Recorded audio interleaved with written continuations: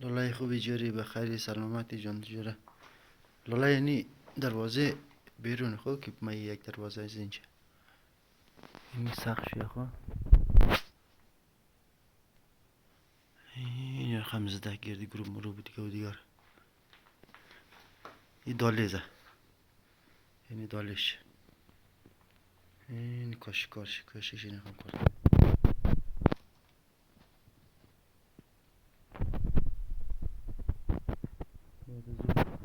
دالیز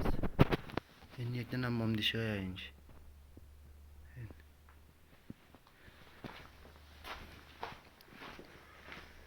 دیگه این یک دن اتاق قرار تاینه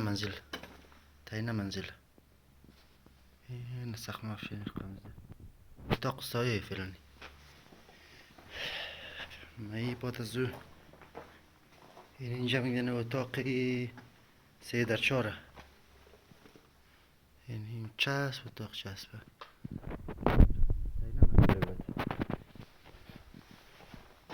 بعد از ما این آشپزخانه ها تاینه منزل این جای بخاری و تندور مندور دیگه و دیگه این سقف زیر نقمزده آشپزخانه یک دروازه از اینج خورده یک مندیشویه این یک مندیشویه خیلی لوکس هم دو تمیز با تبزو مایی دی طرف این دروازه سن طرفی از خانه چی کلکن سن طرف از خانه سن رای خانه چمن بعد از این کاشی ماشی شده هم کرده در چمن سن مکتب خورده راله دیگه این یک دروازه از اینج خورده دروازه بیرون دیگه این اتاقی کلانتره تایلو دیگه تاینه اتاقه اون مناشته با گجمه چمنده دیگه روی موش زده اینه این رویشه